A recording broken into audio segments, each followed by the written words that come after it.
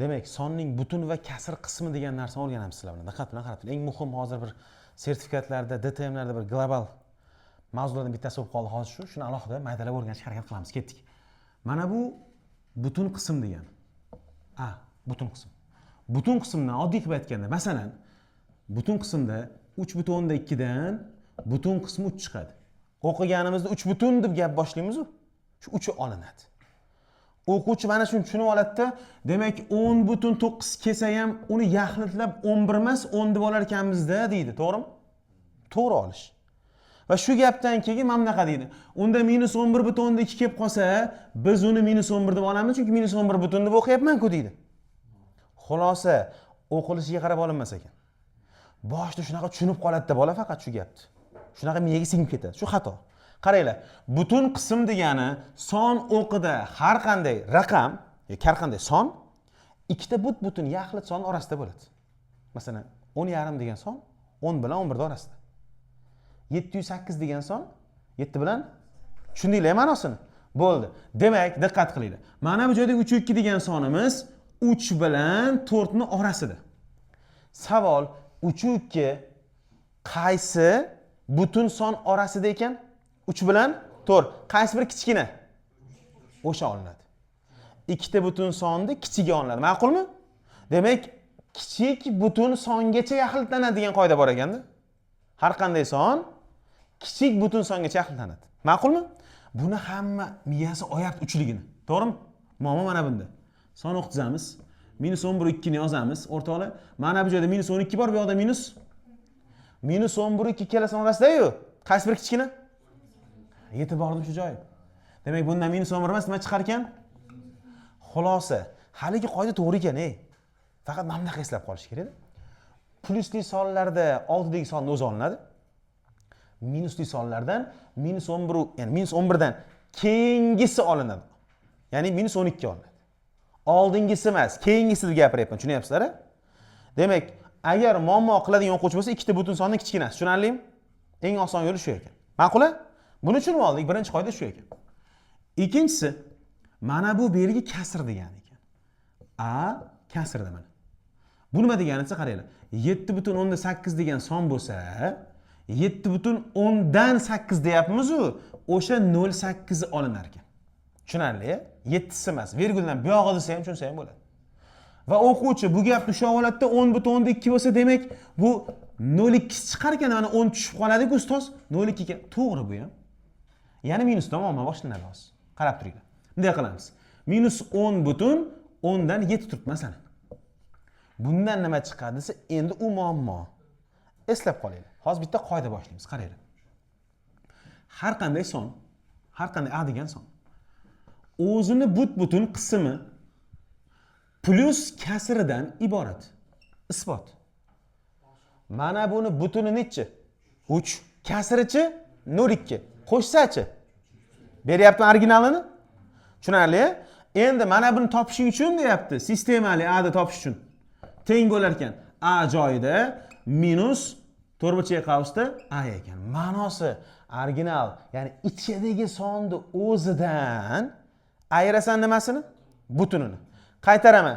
Ichidagi sonni yozilyapti, ko'ryapsizlar-a? Ayirasan butunini. Ma'qulmi? Ketdik. Mana buni topish uchun, barobar deyapti. Ichidagi sonni yoz. Nima turibdi ichida? Ma'qulmi? Ayru degan qoidada ayru bor ekan.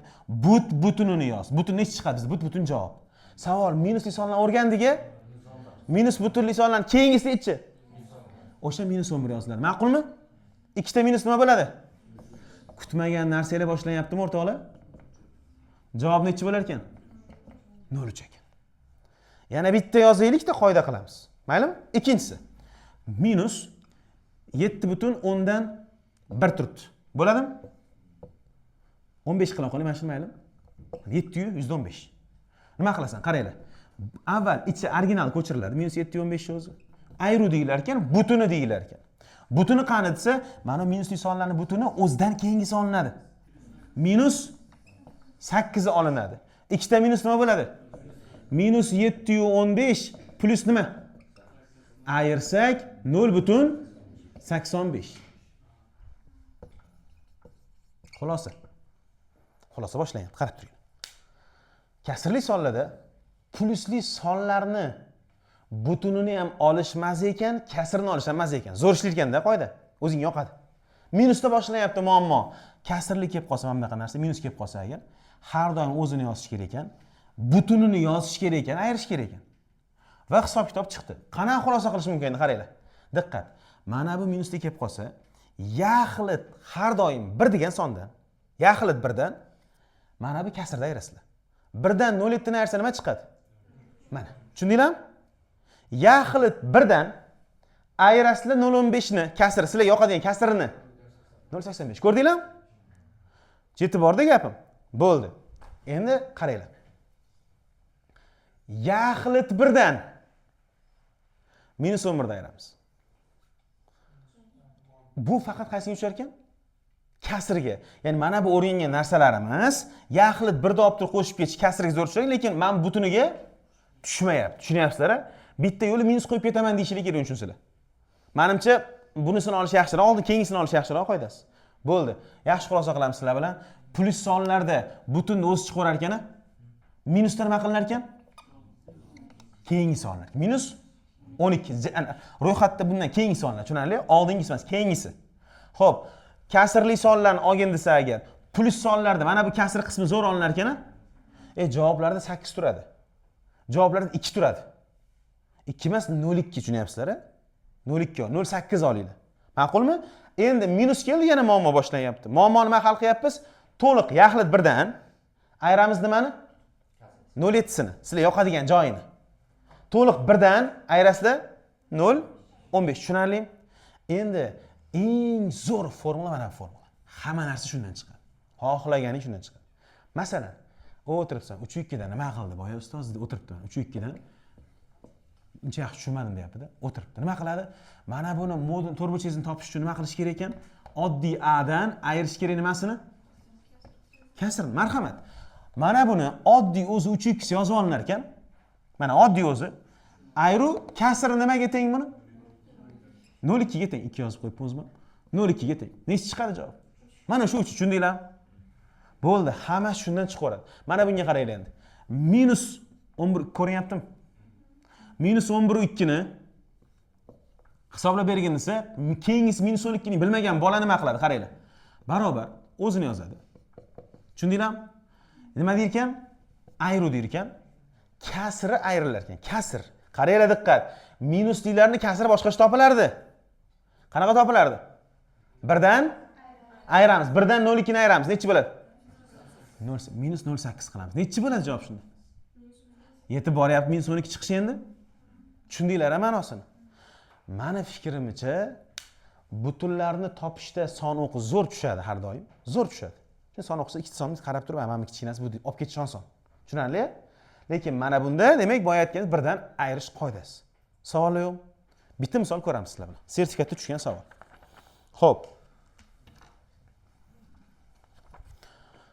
Demak, minus 1,6 deyilyapti. Minus 1,6 bo'lingan mana kasrli anaqada berilyapti. Pastda 1,6 butunda. Minus bu ham. Minus butunda 6,6, mahrajda kasrda 6,6. Haligi qoidalarni tezroq ishlatsak rozimisizlar? Ketdik. Sezyapsizlarmi? Hammasi minusda, pashti mana bittagidan. Bu yoqda musbat ekan, yaxshi. Ketdik. Mana bu sistema nima degani? Kasr degani. Kasr kelsa 0,6 olib ketish to'g'rimi? Qachon to'g'ri? Plyusli bo'lsa. Plyusli bo'lsa. Minus kelsa nimadan ayirdik har doim? 1 dan. Og'iz akani 1 dan ayirsak buni 0,4. Hamma tushunib qayerdan kelgan? Zo'r. Pastga tushdik. Butun son minus 1 butunni olsa bo'ladimi? Qachon olinadi? Plyusli son bo'lsa. Yana minusda muammo. Minus 1,6 o'rtoqlar, minus 2 bilan minus 1 orasida. Qaysi bir kichkina? Minus 2. Keyingisi tushundinglar-a? Mana o'sha minus 2. Ishora bilan yozinglar. Ayru. Mana bu joyga keldim. Butun son mazada butuni 6, kasri qani shunaqa bo'lsa? Ketdik. Mana bu joy bo'lish qiyin. Bir chekka olib turib bo'lyapman o'rtoqlar. Mana bu joyda 4 taqsim 20. Xullas 4 taqsim 10, 2 taqsim 5 to'g'rimi bu narsa? Mana bu narsa nima ekan? 2 taqsim 5. Xo'p, 2 taqsim 5 pastga surildi mana. 2 taqsim 5 bo'lingan -2 mi? Xullas. Minus. Mana bu 6, 6 taqsim 10 bo'ladi mana bu narsa. To'g'rilab yozyapman-da mana. Mana 2 lar nima qiladi? -1 taqsim 5 bo'ladimi, qaranglar. To'g'rimi yo'qmi? 2 lar ketdi qisqarib. 5 pastga surildi. Mana bu 10 tepaga chiqsa 6 lar nima qiladi? -10 qoladi. Mana bu sistemali javob. Demak yozamiz, qaranglar. Qo'shsa mana bu narsa. Mana bu nechi degani o'zi 1 5 ga bo'lsa? 0,2. 0,5 qo'y, 0,2. -0,2 -10. -10 u minusli sonni kasrini ol deyapti. Ya'ni kasr qismida nimadan ayiramiz? 1 dan nima chiqadi? 0,8. Tushundinglarmi? Bormi shunaqa javob? Savol yo'qmi? Iltimos. Bunday qisqartirib 1 deb, bunday qisqartirib 1 deb, 1 dan 1 ni ayirib 0 deb qo'ymanglar. Bo'ptimi? Ha, bu jingalak biz jingalak deb bosib o'rmay, bo'ptimi? Xulosa, minus sonni ozgina muammoni yodlab qo'ysanglar bo'ldi. Hamma qoida mana bundan kelib chiqyapti. Esdan chiqib shunga qo'yish kerak. Tushunarli? Nima savol bor? Qat'iy yaxshi tushunmay qoldinglar. Aytaringlar bemalol. Muhammad, Dilnoza tushunding? Qolganlar, orqadagilar. Hamma zo'r tushundi. Yaxshi, hammaga rahmat. Sog' bo'linglar, salomat bo'linglar.